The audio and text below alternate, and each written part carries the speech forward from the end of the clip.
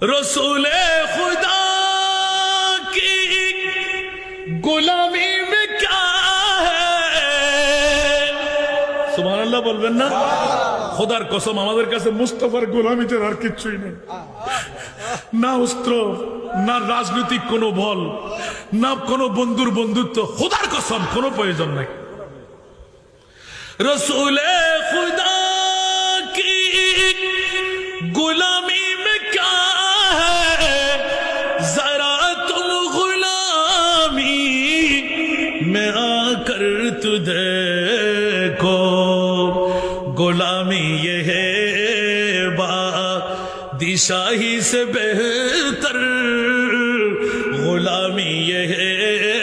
बादशाही से बेहतर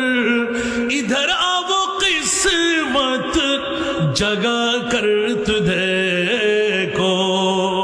ঘরে বসে থাকলে কাজ হবে না উরসে নবীতে এসে যান মুস্তাফার গোলাম সেজে যান এক নাম্বার জান্নাতি দুই নাম্বার জান্নাতি তিন নাম্বার জান্নাতি বেলায়েতের আফদাল গৌসে পাক খাজা গরিবে নওয়াজ হযরত আব্দুল হামিদ মোল্লা পীর সাহেব হতে পারবেন সুবহানাল্লাহ।